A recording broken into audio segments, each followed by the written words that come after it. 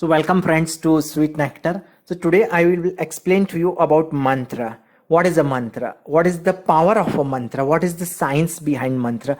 I will explain to you how we can extract the wonderful, the unbelievable energies from the Brahman and bring it into our brain by the use of mantra.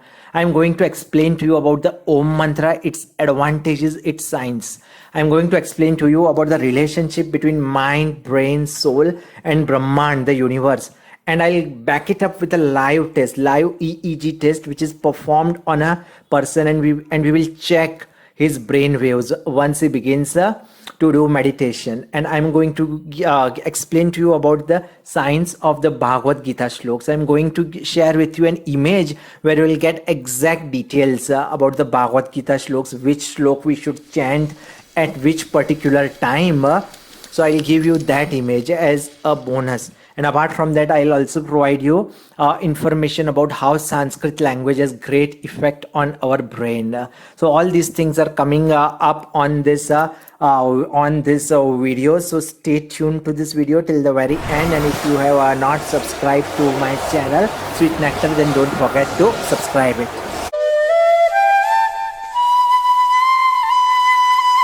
Let's begin by understanding the meaning of mantra. So in simple language, mantra is a word or a group of words in Sanskrit which has got great spiritual and religious powers. Now man means mind and tra means release. So mantra is a combination of transcendental sounds which are meant to release the mind from all the anxieties of a material life. But it is very important to chant the mantra in a proper manner. Many people make mistake in chanting of mantra, so it will not yield any kind of advantage. So in the Upanishads, in the Vedas, it is clearly written that mantro hina swarota varnoya mithya pritona tamarthama. It means that the mantra without proper pronunciation is in a faulty manner, makes it faulty, and it does not convey the intended meaning. And in fact, there is a possibility that if you don't chant the mantra in a proper way, then it might prove to be harmful. But don't worry, I will explain to you how we need to chant the mantra. Now talking about the Om mantra, friends, Om is the root of all mantras. Om, any mantra you pick, it begins with the word Om. Now the great sage Swami Vivekananda had to say about Om that Ishwar is the Atman as seen or grasped by mind. His highest name is Om. So repeat it, meditate on it, and think of all its wonderful nature and attributes. Repeating the Om continually is the only worship. This is what the great sage Swami Vivekananda had to say about Om. So talking about the Om mantra, many people make mistake in chanting of Om. Many people just say Om. Now this is not correct. This is absolutely not correct. The proper method of chanting Om is Om. Now means you will experience the vibration around your navel and abdominal area. It is related to the waking state. Now when you chant Ooh, you will experience the vibration in and around your chest cavity. It is related to the dream state. And when you chant now you will experience the vibration in and around your throat. It is related to the state of deep sleep. So it is very, very important to chant the Om mantra in a proper manner to get all its powers. Now let us now even Gayatri mantra, it is also a powerhouse. It is also a wonderful mantra. It is Om Bhurvasva Tatsaviturvaredyam Bhargo Devasya Dhimai Dhiyo Yona Prajot. But this mantra also people make mistake in its chanting, which I will explain to you later. So now, as I told you that the universe, the Brahman has got unbelievable, it has got wonderful powers, and we need to find methods so that we can fetch all those powers, we can manifest all these powers and bring it into our brain. So now friends, there is always a confusion among people that what is the mind, what is the brain, what is the relationship between mind, brain, then soul, Brahman, universe. So I will explain it to you, because many people they tell me that I am having stress. So where am I having stress? In the mind or in the brain? I'm not feeling well. So what is the relationship between the mind and the brain? This is why I have created a small diagram which will help you in understanding the relationship between mind and brain. Now friends, you can look at a small garden. It's a small green garden. Now consider it as your mind. Now you can see the building behind the garden. Now that building, you have to consider it as your brain, and you can see the beautiful tree on the left. It is your Atma, and you can see the sky. It is the universal Brahman. Now friends, brain is a powerhouse. It has got 84 billion neurons. Can you believe it? 84 billion neurons. But we need to extract the power of the brain, and not many people are able to do that. In fact, it is said that most of the people are not even able to use 1% of the brain. So how we can get power of the brain? It is through this mind. Suppose our mind has got pure, it has got powerful, it has got positive thoughts, then we can fetch the powers from the Brahman, we can fetch the powers from the universe, and we can get them into the brain. So this is a very, very delicate, very, very fine relationship. It has to be understood properly, and only then we will be able to use the powers of our brain. And you can see the tree on the left. Now it has got nothing to do with the mind, brain, Brahman. But if our mind is in order, if it has got proper pure thoughts, and if we are able to manifest the powers of the Brahman and bring it into our brain, then we can get the power of the soul. It is God. So if all the things are in order, then we will keep on getting the energy, the power of the Atma. So this is the relationship. Please, many people are still confused, they don't understand it. So keep this diagram in your mind. So friends, as I promised that 2 gifts are coming to you. One of them is that I'm going to show you the example of a live EEG test being performed on the brain of a person, and we will check his brain waves, that how the brain waves keep on changing once that a person starts to do meditation. And I am also going to share with you a beautiful image of Bhagavad Gita, which will explain to you that which slok will give you what power, right? But before I can show you the EEG test, first I need to explain to you about the brain. I'll give you a little bit of overview of the brain so that you can understand that what this brain is and how we can utilize the power of the brain, the power of those 84 billion neurons.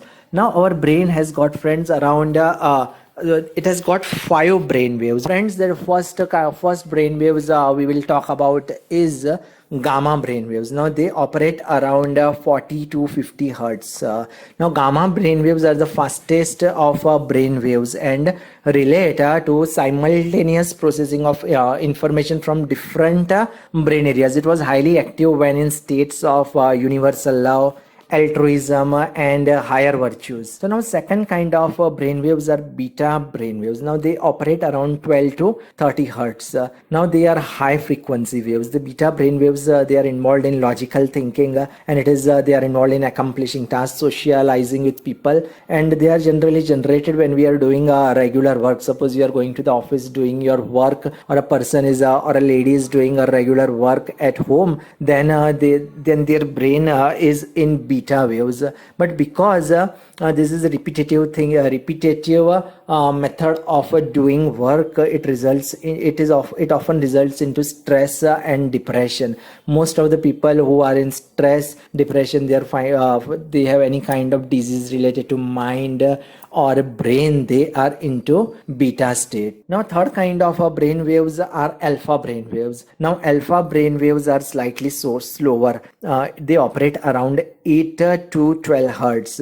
Now alpha brain waves are our default state when our mind is idle. We are physically and mentally relaxed, such as practicing yoga, reading, or doing meditation. So our brain, it keeps on switching, the waves keep on switching. Suppose if we start our work, then our brain waves would be in beta mode. But gradually, suppose that we are getting into a flow, we are enjoying our work, we are concentrated, and all our stress and depression vanishes, then our brain waves become alpha brain waves. So all our stress and depression which was present in the beta waves has now totally vanished, and we have now come into alpha state. So this is very important state of the brain. Now after alpha brain waves, our brain might become more quiet, and it might get into theta brain waves. Now theta brain waves are around 4 to 8 hertz. They occur when we are daydreaming or drifting off to sleep. In this state, we are even more relaxed, and thinking moves more freely, boosting creativity and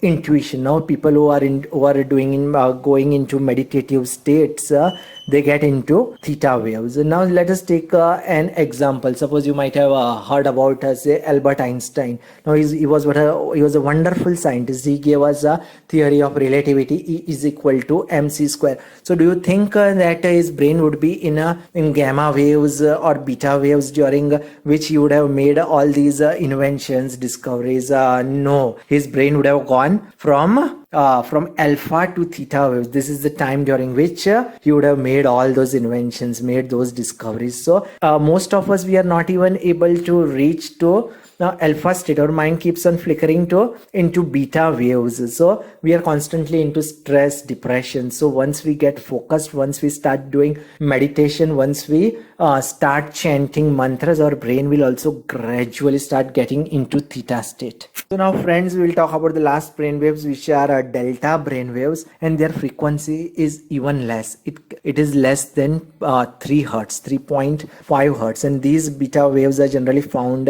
during periods of deep sleep. And if you talk about spirituality, if you talk about meditation, then if a person is just about to go to samadhi, then his brain gets into delta waves. And it is also possible that if some tumor is detected, or there is some kind of abnormal brain behaviors, then also our brain can go into delta waves. Now, friends, as I promised to you that I will show you a live demo of an EEG test being performed on a person. Now you can see this lady. You can see the wires on her brain. She's actually doing EEG test.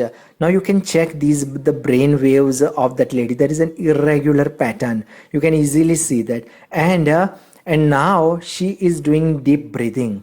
Now you can see the pattern of her brains. They have started becoming regulated. So what she is doing just a simple breathing exercise. She's just doing deep breathing, and you can see the waves of her brain. So you can see in 15 to 30 seconds that it has got transformational effect on our brain. So you can also watch this video on YouTube.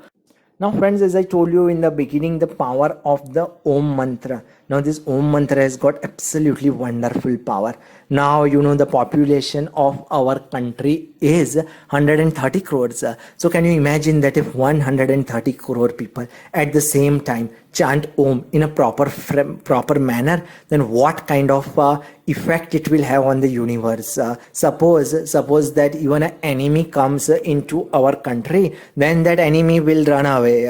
Maybe it will not run away, but it will get transformed because of the divine vibrations of this Om mantra. Now, friends, when our brain gets regulated, our brain waves are controlled. It is scientifically proved that it will release happy hormones. It will release dopamine, serotonin, oxytocin, endorphin. These are the chemicals which are considered as happy hormones.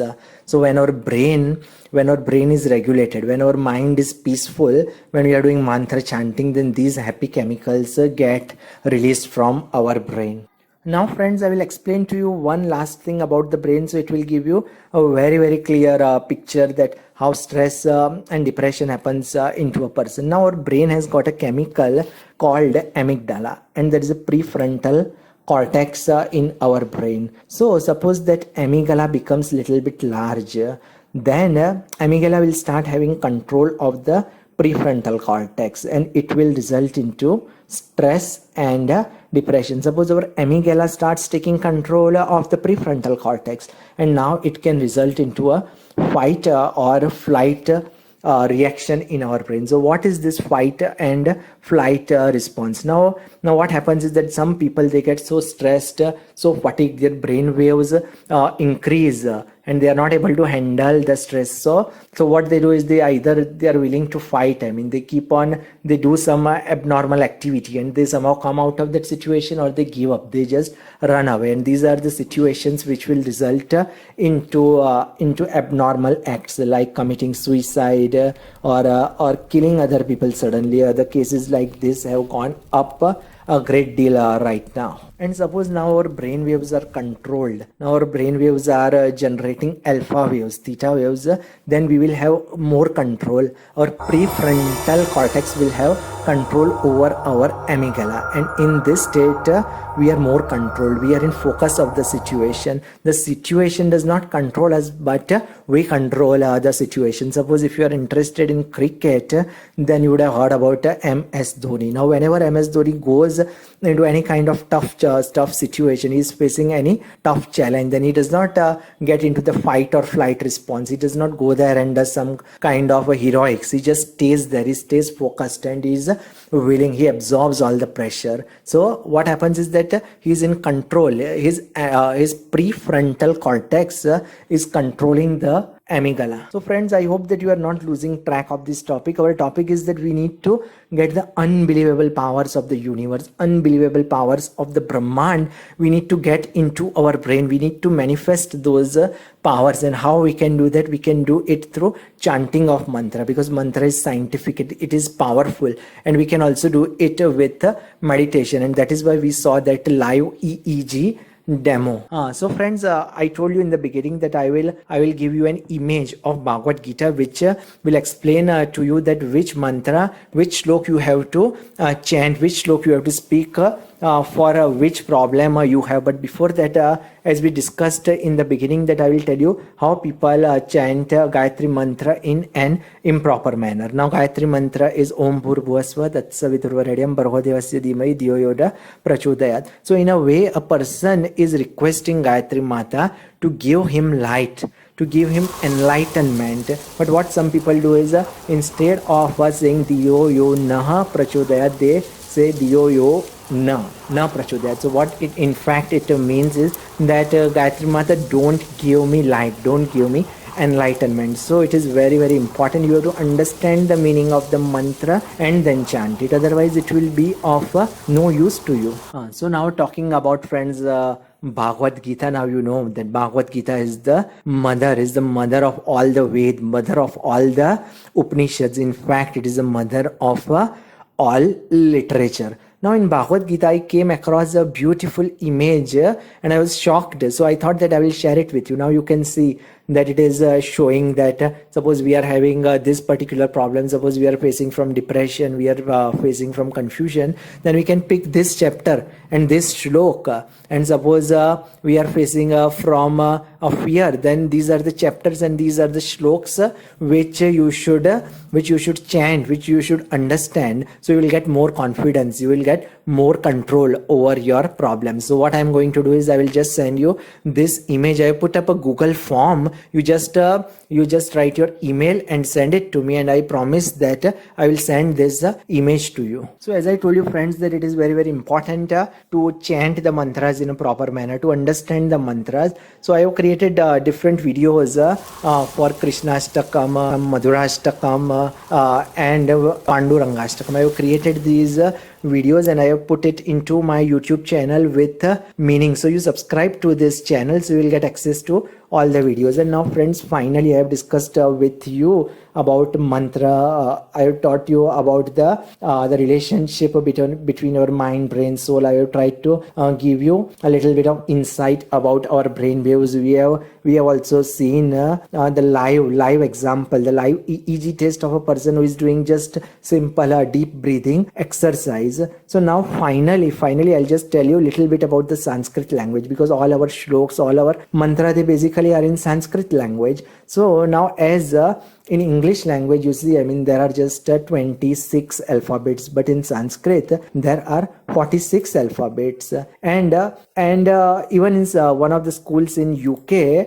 they have started compulsorily teaching Sanskrit to students, because the principal in the school says that Sanskrit has got the power of a student, his concentration levels, his memory power increases when he is learning Sanskrit language. And unfortunately, we have stopped using a Sanskrit language, or we just do just cramming of the Sanskrit shloks, or many times in our school also Sanskrit is an optional subject. So we need to make sure that we can understand, we can get the power of the Sanskrit language. Then we will be able to better understand the mantra and shloka, and we will not chant them in an incorrect manner. And again, even in machine learning, in artificial intelligence now, gradually people are trying to use Sanskrit rather than English. English is a fantastic language. I love this language. But in machine learning, Sanskrit language is also being considered right now, because there are some confusions in English language, because